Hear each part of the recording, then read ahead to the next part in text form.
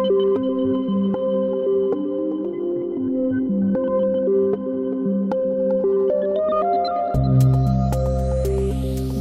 is 6 Minutes, the seriously international daily newscast. It's Tuesday, May 13th. I'm Emma Albright. It's supper time in Tokyo and breakfast time in Lima. Here in the World Crunch newsroom in Paris, it's the lunch hour and just after midday. Here are the latest headlines. The UN rules Russia shot down Malaysia Airlines flight MH17. Actor Gérard Depardieu is found guilty of sexual assault. And our daily quiz question is about a special sports anniversary. Our top story today comes from Saudi Arabia, where Donald Trump is kicking off a 4-day visit to the Gulf region. The U.S. president is using the trip to focus more on economic deals than pressing security matters like the war in Gaza or talks over Iran's nuclear program. Trump is visiting Riyadh, site of a Saudi-U.S. investment forum, before going to Qatar on Wednesday and the United Arab Emirates on Thursday.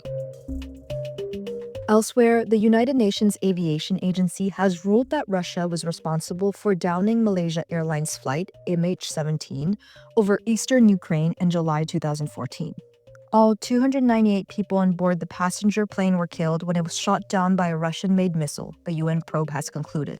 The Kremlin has always denied any responsibility for the air disaster. In Paris, French acting legend Gérard Depardieu was found guilty of sexually assaulting 2 women on a film set. The 76-year-old was given a suspended jail term of 18 months, and his lawyer said he plans to appeal. For today's More Than a Minute feature, we turn to French commentator Pierre Haski, who notes simmering tensions between Israeli officials and Donald Trump. Haski's piece for French public radio FranceInter was translated by World Crunch and is brought to you in English with the help of AI. So Pierre, tell us how U.S. Israeli relations look as Trump arrives in the Gulf. Alors qu'il s'envolait pour une tournée en Arabie Saoudite. On the eve of his tour of Saudi Arabia, Qatar, and the United Arab Emirates, Donald Trump achieved a minor miracle. He secured the release of Eden Alexander, the only living hostage of U.S. nationality, still in the hands of Hamas in Gaza. The young man was freed Monday and reunited with his parents in New Jersey. This should be a clear point of consensus, except for the fact that the Americans have negotiated directly with Hamas, the organization Israel wants to eradicate, and that doesn't exactly please Benjamin Netanyahu. Last week, in the same scenario, the United States negotiated a ceasefire with Yemen's Houthi rebels, who agreed to no longer target merchant ships in the Red Sea. But Israel later found out that the agreement leaves the Houthis free to continue targeting Israeli territory. So as Donald Trump lands in the Gulf, his eyes shining with the billions of dollars worth of contracts he's about to seal, Israel is worried, even panicking, according to some Israeli commentators. Netanyahu thought he had the strongest ally on earth in the White House, but he's discovering at his own expense that Trump will always put his own interests first. Does this mean Trump could turn against the Israelis?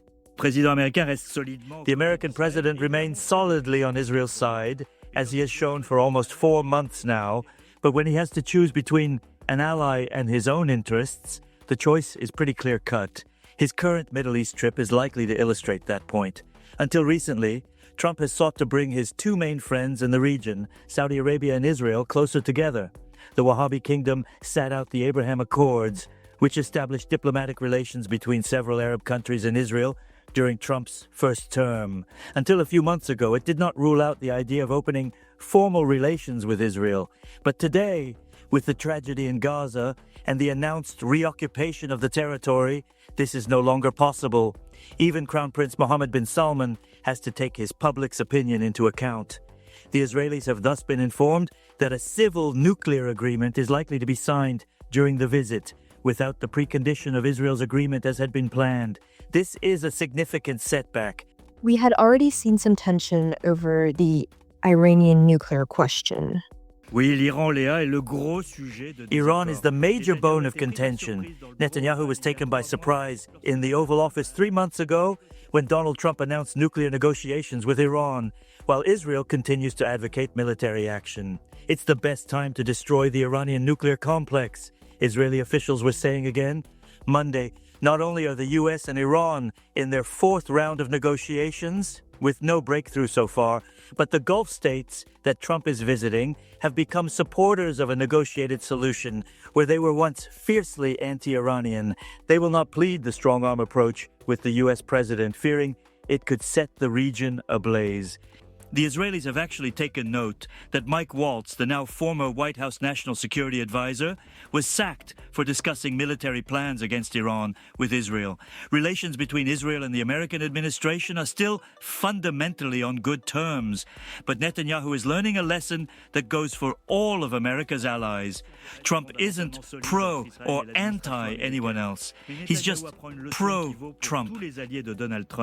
Il n'est pas pro ou anti qui que ce soit. Il est pro-Trump. We're closing things out today with our daily quiz question. Which international sport is celebrating its 75th anniversary today?